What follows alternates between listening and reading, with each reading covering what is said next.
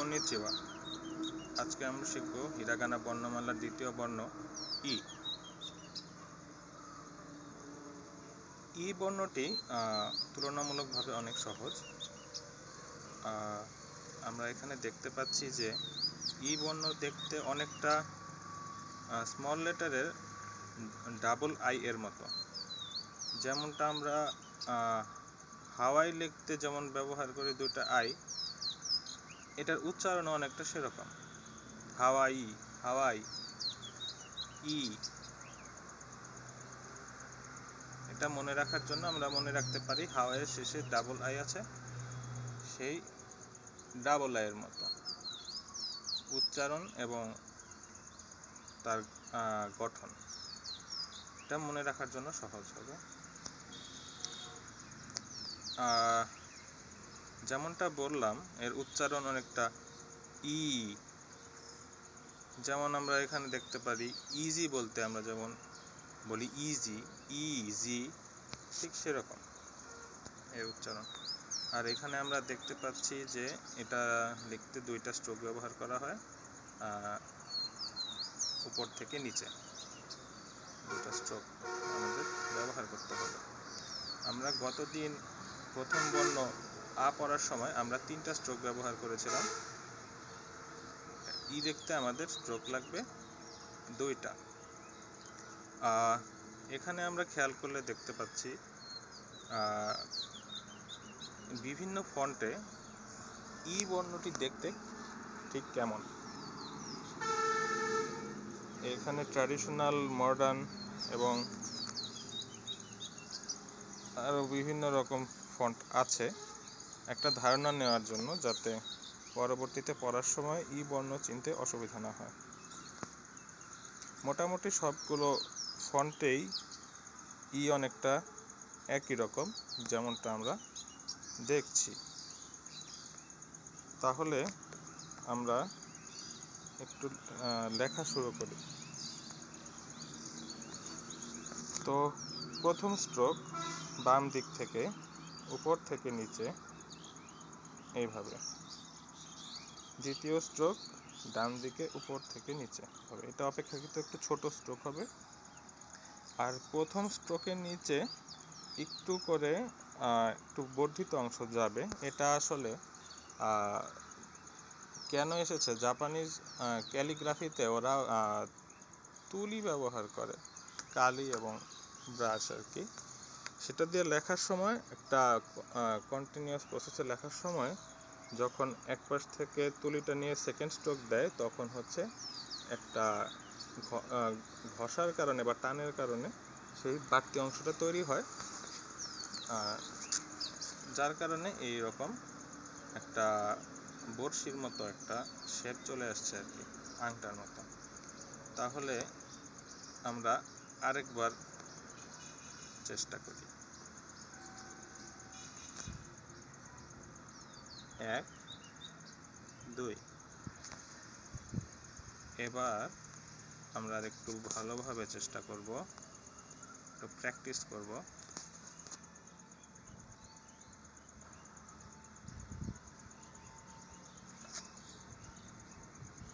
1, 2, 1, 2। এটা একটু বাঁকা হতে পারে, একটু সোজা করে লেখা যেতে পারে। 1, 2। আমার মতে একটু বাঁকা করে লেখাই ভালো। 1, 2, 1, 2। একটু ভালো করে লিখি। 1, 2, 1, 2, 1, 2। এটা হচ্ছে ই। এবার আমরা অনুশীলন করব কোনো রকম সাহায্য ছাড়া। 1, 2, 1, 2, 1, 2, 1, 2।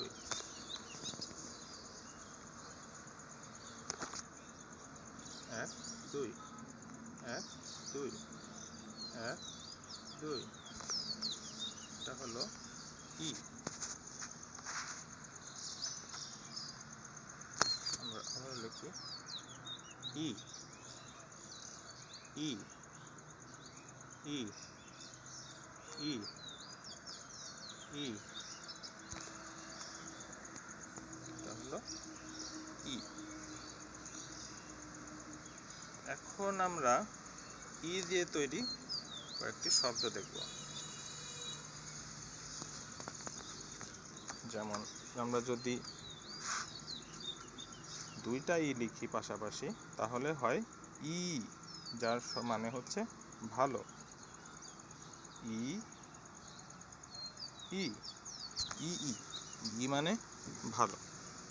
এখানে আরেকটা শব্দ আমরা শিখতে পারি যেটা অনেক সহজ হবে, সেটা হচ্ছে যদি আমরা শুধু একটা ই থাকে লিখি, সেই একটা ই মানে হচ্ছে পাকস্থলী বা স্টোমাক।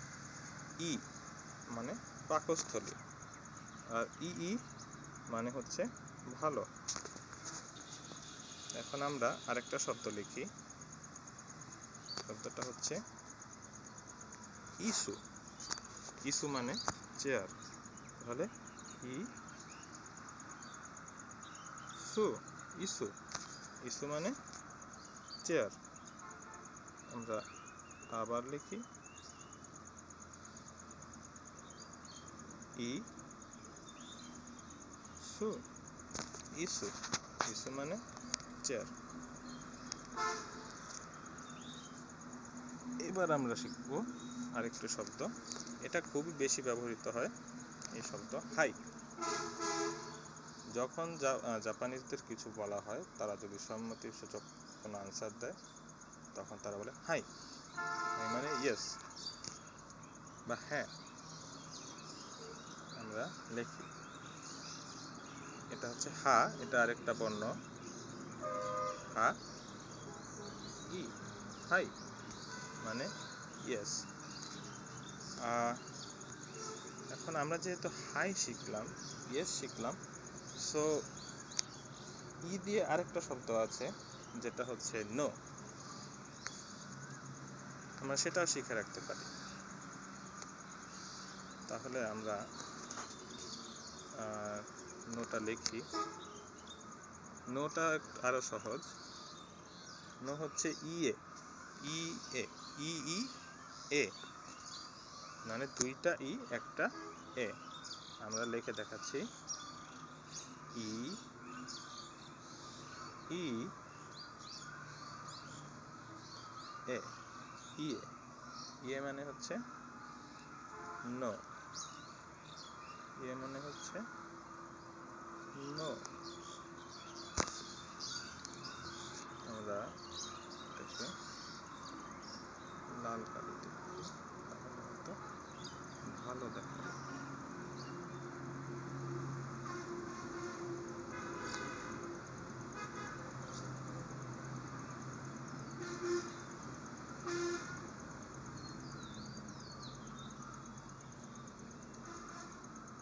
ই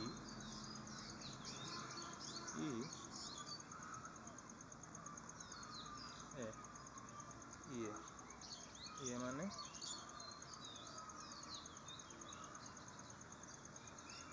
নো।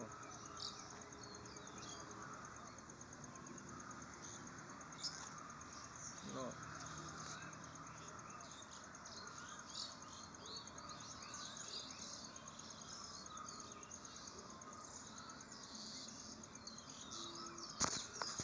ওকে, আমরা আরো কিছু শব্দ শিখি। যেমন স্কুইড, জাপানে প্রচুর খাওয়া হয় স্কুইড। সো আমরা লিখব স্কুইড। স্কুইড হচ্ছে ইকা।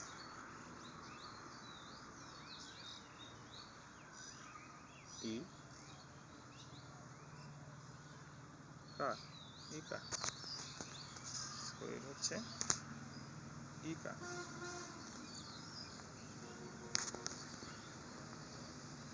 আমরা আরেকটা শব্দ শিখব, এটা একটু বড় শব্দ আর 4টা ক্যারেক্টার নিয়ে তৈরি। এটা হচ্ছে ওইশি। ওইশি মানে হচ্ছে ডেলিশিয়াস বা সুস্বাদু বা মজাদার। তাহলে আমরা লিখি ওইশি। এটা হচ্ছে ও। গতকালকে আমরা একটা শব্দে আমরা ও বর্ণটি দেখেছিলাম, এটা ছিল আও। আও মানে ছিল নীল, ব্লু। আমরা লিখি first stroke, second stroke, third stroke. ও ই হচ্ছে শি, শি।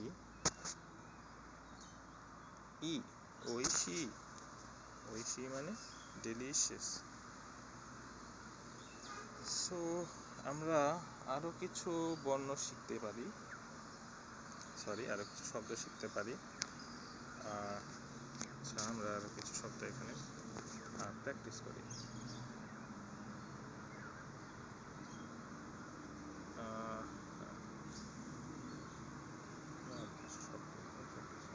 যেমন আমরা শিখেছি ইয়ে মানে নো। আরেকটা খুবই কমন শব্দ আছে, এটা হচ্ছে ইনু। ই নো, ইনু।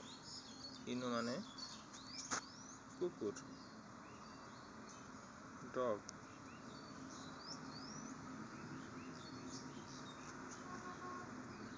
ইনু মানে হচ্ছে ডগ।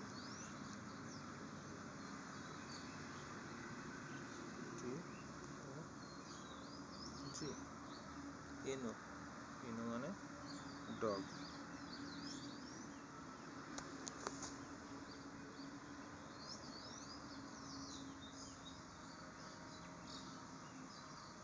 এখন আমরা আরেকটা শব্দ শিখি, সেটা হচ্ছে ইমা। ইমা মানে এখন, নাও।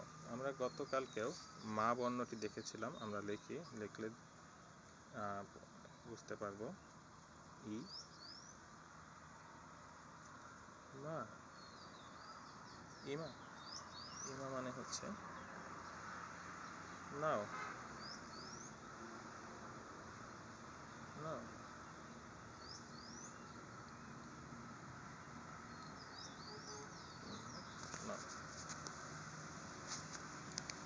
তাহলে এখন আমরা আরেকবার শুরু থেকে দেখি আজকে আমরা কি কি জানলাম। আমরা জানলাম হিরাগানা বর্ণমালার দ্বিতীয় বর্ণ হচ্ছে ই। এটি দেখতে অনেকটা ছোট হাতের স্মল লেটারের ডাবল আই এর মতো। এটা মনে রাখার জন্য আমরা হাওয়াই শব্দটা, দেশটার নাম মনে রাখতে পারি। হাওয়াইয়ের শেষে যেমন ডাবল আই আছে, এটা উচ্চারণও অনেকটা সেরকম এবং দেখতে সেরকম। সো আমরা মনে রাখতে পারি স্মল লেটারের ডাবল আই হচ্ছে ই। এটার উচ্চারণ আর মনে রাখার জন্য আমরা বলতে পারি এটা হচ্ছে ইজিতে আমরা যেভাবে ই এর উচ্চারণটা থাকে, এটার উচ্চারণ সেরকম, ই। এবার আমরা আরেকবার লক্ষ্য করি যে বিভিন্ন ফন্টে ই কে কেমন দেখা যায়। আমরা কিছু অনুশীলন করলাম, আমরা শেষবারের মতো আবার একটু লিখতে পারি। আমরা আরেকবার প্র্যাকটিস করতে পারি। ই 1 2 1 2, দুটো স্ট্রোক দিয়ে ই লিখতে হয়। আমরা কিছু শব্দ শিখলাম ই দিয়ে, যেমন ই মানে গুড, ভালো। ইসু মানে চেয়ার। হাই মানে ইয়েস। একটা শিখলাম ইয়ে, ইয়ে মানে নো। একটা শিখলাম ওইশি, ওইশি মানে হচ্ছে সুস্বাদু। আরেকটা শিখলাম ইকা, ইকা মানে হলো স্কুইড। তো আজ এই পর্যন্তই। আগামীকাল বা পরের ভিডিওতে দেখা হবে পরবর্তী বর্ণ উ নিয়ে। সেই পর্যন্ত সবাই ভালো থাকবেন। সায়োনারা, আরিগাতো গোজাইমাস।